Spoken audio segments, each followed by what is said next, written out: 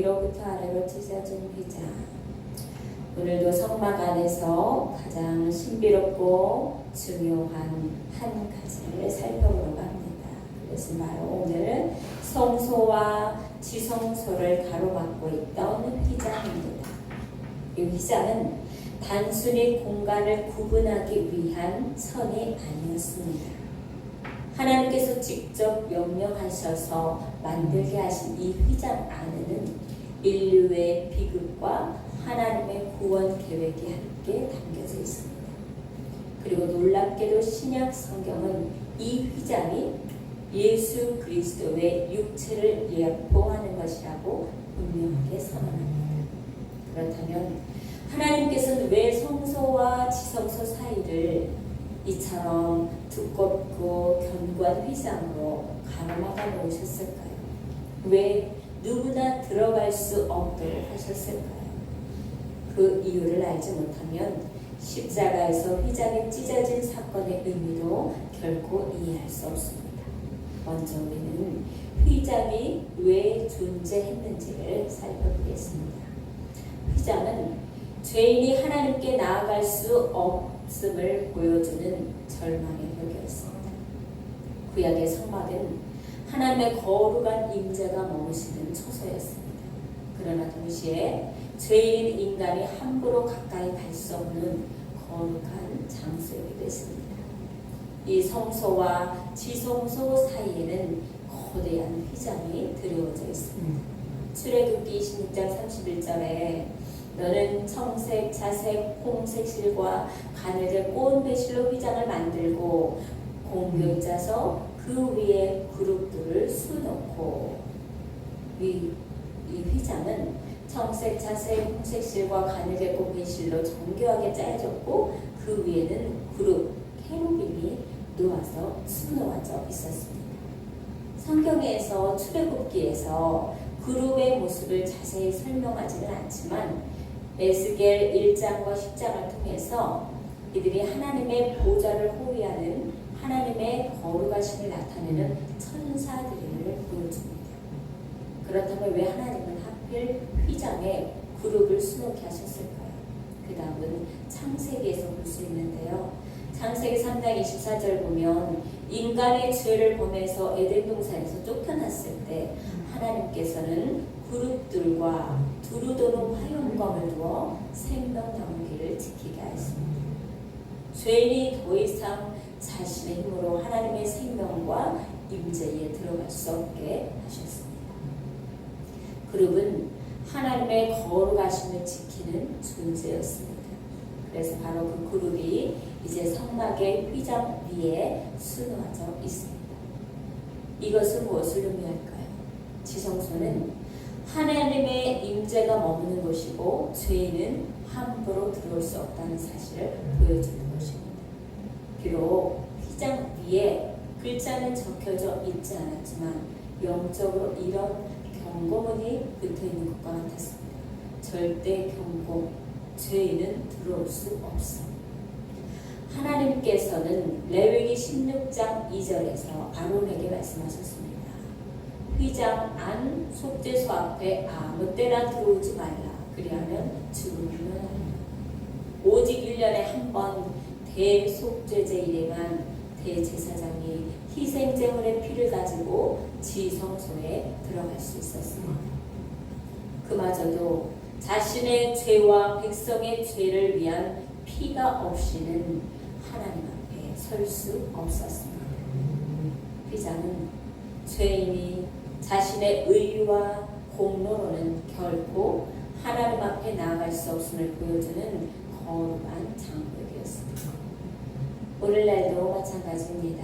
사람들은 선행으로, 종교생활로, 자신의 노력으로 하나님께 나아가려고 합니다. 그러나 죄의 문제는 인간의 노력으로 해결되지 않습니다.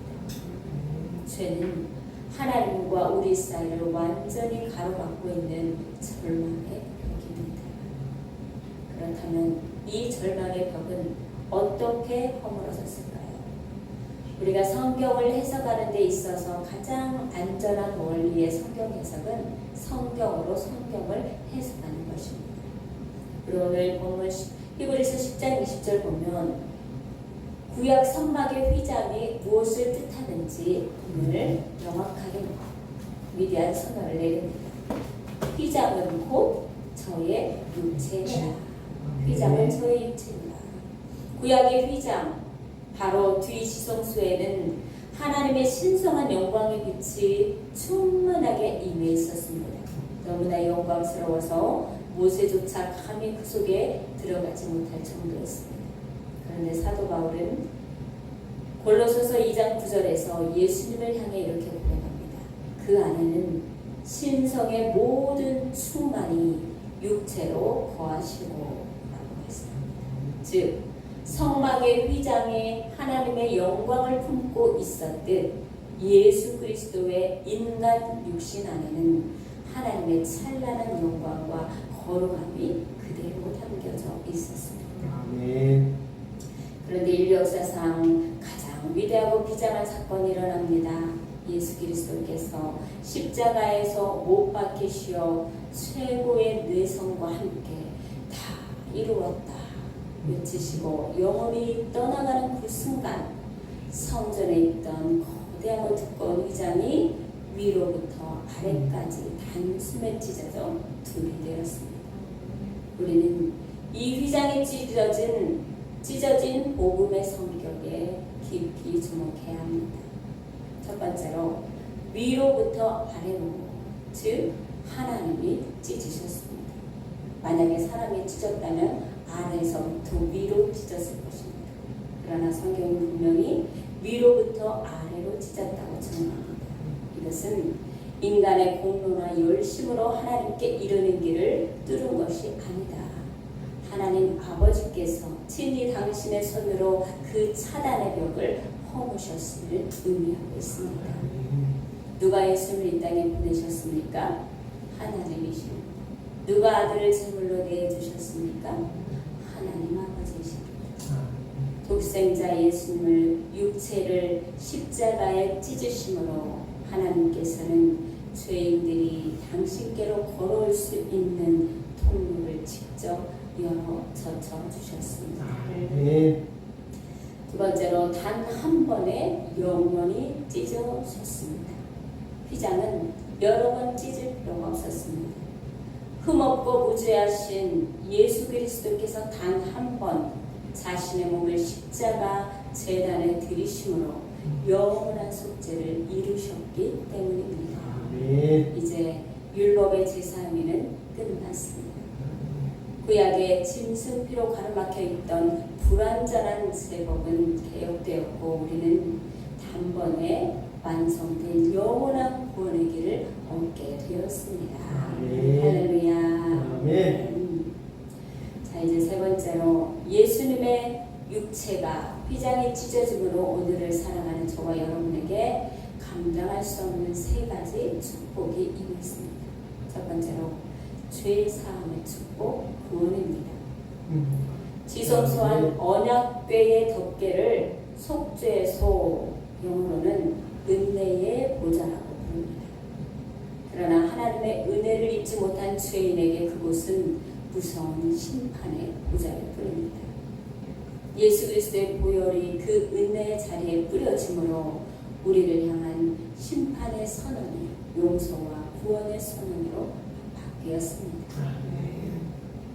십자가의 보혈을 통과하는 자마다 죄 사함을 얻고 하나님을 대면하는 구원을 얻었습니다. 두 번째로 축복은 멈추지 않는 교제의 축복입니다. 구약의 대제사장조차도 1년에 한 번 갈 수 있었던 그 임재 중심에 이제 우리는 예수 그리스도 때문에 계속해서 나아갈 수 있게 되었습니다. 주일 예배뿐만이 아니라 삶의 모든 순간, 일터에서, 가정에서, 고난의 한복판에서 우리는 언제든지 휘장을 지나 하나님 아버지를 만날 수 있습니다. 단절이 아닌 영원한 교통과 사귐이 시작된 것입니다. 이러한 은혜 늘 주님과 친밀하심을 누리시기 바랍니다. 세 번째 축복은 때를 따라 돕는 은혜와 권능의 축복입니다. 우리는 단순히 하나님 앞에 서기만 하는 존재가 아닙니다. 히브리서 4장 16절 말씀처럼 긍휼하심을 받고 때를 따라 돕는 은혜를 얻기 위하여 은혜의 보좌 앞에 담대히 나아갑니다. 이 자리에 나아갈 때 바로 하늘의 능력, 기도의 명확한 응답이 임하게 됩니다. 하나님 아버지는 우리가 시시때때로 그 은혜의 보좌 앞에서 주님께 졸라대기도 하고 과양을 부리기도 하고 우리의 모든 사정과 아픔을 가르기를 기다리고 계심을 믿으시기 바랍니다. 아멘. 이제 이야기로 말씀을 마무리합니다. 미국의 남북 전쟁 당시에 유명한 역사적 기록에 보면 전쟁에 참전했다가 온몸에 부상을 입고 옷은 다 찢겨 남부해진 초라한 행색의 군인이 있었습니다. 그는 참전 후의 삶에 대한 아무런 보장도 받지 못해서 너무나 억울하고 절박한 사정이 있어서 이것을 백악관의 링컨 대통령에게 꼭 직접 발휘하고 싶었습니다. 그러나 백악관을 엄중히 지키는 경비원들에게 부상병의 사정은 통하지 않았습니다. 그의 초라한 외모를 본 경비원들은 면회를 차갑게 거절했고 군인에게는 대통령을 만날 길이 완전히 차단되어 버렸습니다. 절망한 군인이 백악관 앞에서 낙심하여 울고 있을 때 한 어린아이가 그에게 다가왔습니다. 그 아이는 다름 아닌 링컨 대통령의 아들인 탭 링컨이었습니다. 아이는 군인의 슬픈 눈물을 보며 왜 그러냐고 다정스럽게 물었고 군인은 자신의 모든 사정을 다 털어놨습니다. 이야기를 들은 아이는 빙그레 웃으며 말했습니다. 그러면 저를 따라오세요. 어린아이가 남노한 부상병의 손을 잡고 백악관 안으로 당당히 걸어 들어갔습니다. 경비원들이 깜짝 놀라 막아서며 어디 가느냐고 묻자 탭 링컨이 당당하게 외쳤습니다. 이 아저씨는 내 친구예요. 저와 함께 들어갈 사정이 있어요. 아들의 손을 잡은 부상병 앞에는 그 철통 같은 문들이 힘없이 열렸고 마침내 링컨 대통령 앞에 나아가 자신의 사정을 알고 특별한 보호와 복지를 약속하게 되었습니다. 사랑하는 성도 여러분, 이 부상병의 모습이 바로 저와 여러분의 모습 아닐까요? 아멘. 죄로 인해 영혼이 찢겨지고 상처받고 만왕의 왕이신 하나님의 거룩한 궁전에 도저히 접근할 수도 없었던 비참한 처지가 바로 우리였습니다. 그러나 하나님의 독생자 예수 그리스도께서 우리의 처지를 불쌍히 여기사 이 땅에 내놓으셨습니다. 그리고 친히 십자가에서 당신의 몸 휘장을 찢으시고 피 묻은 손으로 우리의 손을 붙잡아 주셨습니다. 아멘. 아버지, 이 사람은 제 친구입니다. 제 피로 씻은 소중한 영혼입니다. 라며 우리를 이끌고 아버지 하나님의 거룩한 지성소 은혜의 보좌 앞으로 당당히 들어가 주셨습니다. 아멘. 이 대속의 사건을 경험하고도 아직 두려워하고 있는지, 아직도 내 사정을 아르기를 주저하고 계시는지, 주님이 몸을 찢어 열어놓으신 그 새롭고 산 길을 기억하십시다. 아멘. 그리고 우리 주 예수 그리스도의 손을 잡고 은혜 보좌 앞으로 담대히 나아가 영혼의 모든 문제를 해결받고 하늘의 위로와 능력의 응답을 풍성히 누리는 복된 성도님들 저와 여러분 되시길 주님의 이름으로 축원합니다. 아멘.